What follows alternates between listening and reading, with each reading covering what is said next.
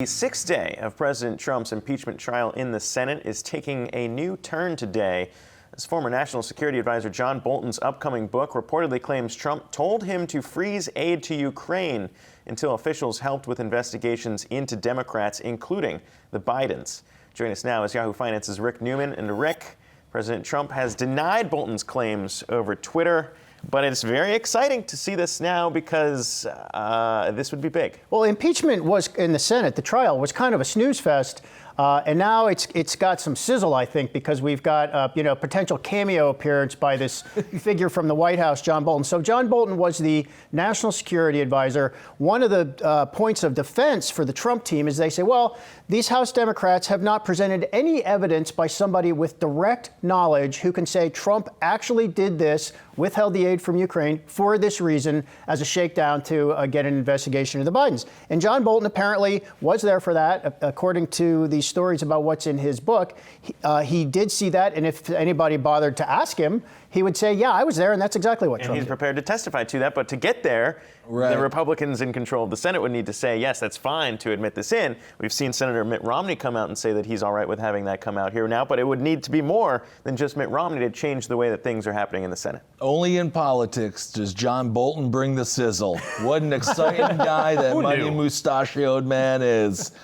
I could see them getting witnesses. I could see Bolton being there. I think Murkowski might go over. But then you also have more Freedom Caucus, libertarian-leaning members of the Republican Party, like Mike Lee, for example, who also may be interested in hearing from witnesses. So I don't think that is not going to happen. I think it's very possible that it does happen. But my biggest issue is when push comes to shove and there's actually a vote on this trial, he will not get the 66 needed to remove him from office.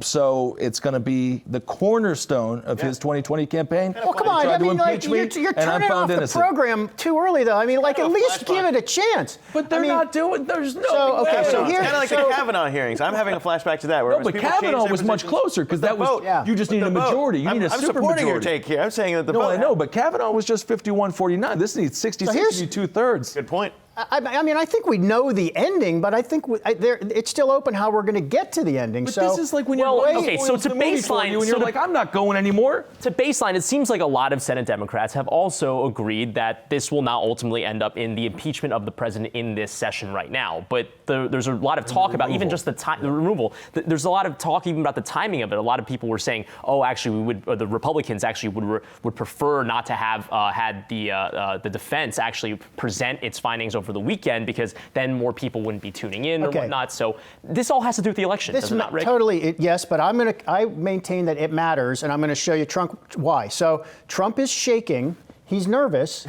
And he's nervous because if John Bolton does testify and he testifies publicly, which is not clear he would even do because they could say he's going to testify behind closed doors. Yep.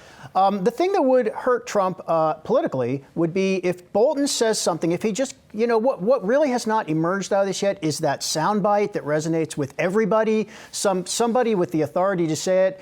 Sir, do you have no decency from the McCarthy hearings, for example? We have not had a moment like that. Bolton is a guy who could provide it. And just, to put this in the context of the election, I mean, Trump is hanging by a thread. And this is going to come down to a very small number of voters in about 5 states.